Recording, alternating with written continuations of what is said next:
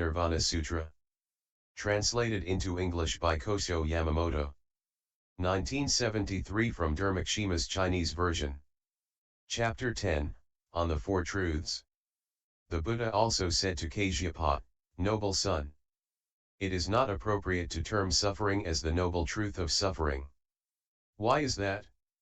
If one were to term suffering the noble truth of suffering, then cattle, sheep, donkeys, horses, and the denizens of hell would also have the noble truth of suffering.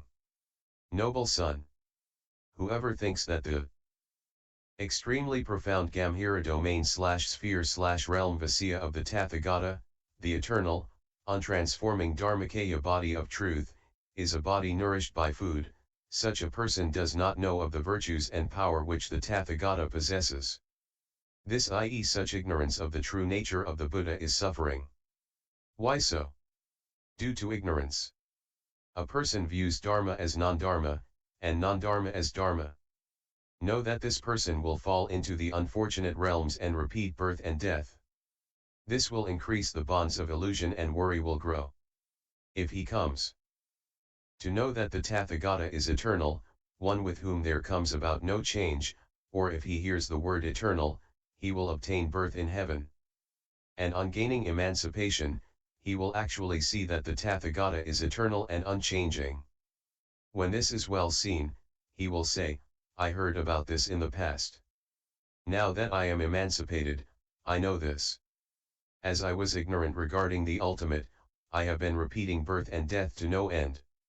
Today, I am enlightened as regards true knowledge.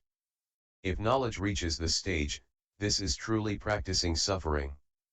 There is much to profit from. One may well practice this, but if one does not know things to be thus, no profit will result. This is what is called knowing suffering. This is the noble truth of suffering. If one does not practice thus, this is suffering and not the noble truth of suffering. We say truth of the cause of suffering. A person does not truly know the wonderful Dharma and receives what is impure. This is the case of menials. Non-Dharma is called wonderful Dharma. A person annuls what is right and won't allow it to live. On account of this, that person does not know Dharmata essence of reality. Not knowing this, he repeats birth and death and suffers greatly. He does not get born in heaven and gain right emancipation.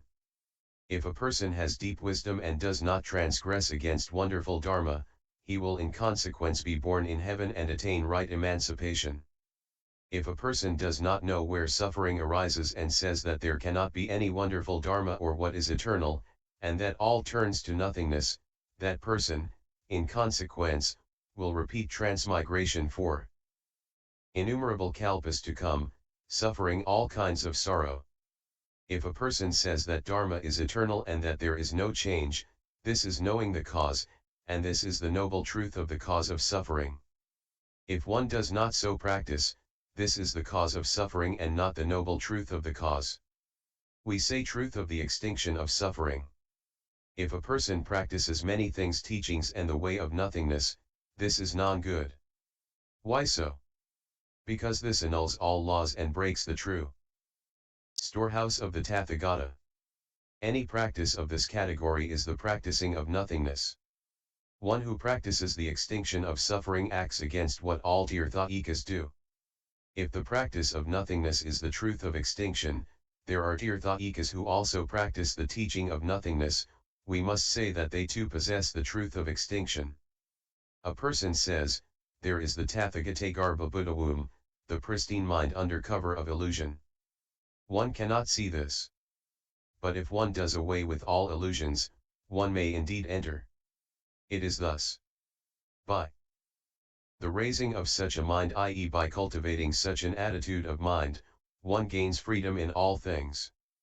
If a person practices the way of the hidden storehouse, selflessness and emptiness, such a person repeats birth and death for innumerable ages to come and suffers from sorrow. A person who does not do such practices may certainly, even though he might have illusion, soon do away with it. Why so? Because he well knows the undisclosed secret, hidden storehouse of the Tathagata. This is the noble truth of the extinction of suffering. Any person who practices extinction in such a way is my disciple. A person not practicing the way thus is one who practices emptiness. This is not the noble truth of extinction. 98 We say noble truth of the way. This is none but the treasures of Buddha, Dharma, Sangha, and right emancipation. All people say with an upside-down mind, there is no Buddha, Dharma, Sangha, or right emancipation. Birth and death are like phantoms. They hold such views. As a result, they repeat birth and death through the three worlds of desire, form, and formlessness, suffering there greatly for a long time to come. If the person awakens and comes to see that the Tathagata is eternal, that no change comes to him, and that the same applies to Dharma, Sangha, and emancipation, by this one thought the person obtains unmolested unrestricted freedom for innumerable ages to come, and he may enjoy it as he wills. Why? Because once in the past, due to the four inversions, I took non-Dharma as Dharma and was met by innumerable karmic consequences. When I had made away with such a view, I attained true awakening to Buddhahood. This is the noble truth of the way. Any person who says that the three treasures are non-eternal and holds this view of life, then this is a false way of practice and is not the noble truth of the way. If a person practices the way thus and sees it as eternal, such a person is my disciple. He abides in the true view of life and practices the teaching of the Four Noble Truths. Bodhisattva Kasyapa said to the Buddha, O world-honored one, I now, for the first time, know and practice the great depths of the Four Noble Truths. YouTube video Buddhist Sutras. https://www.youtube.com/user/lich1299/playlists, and NIV 10.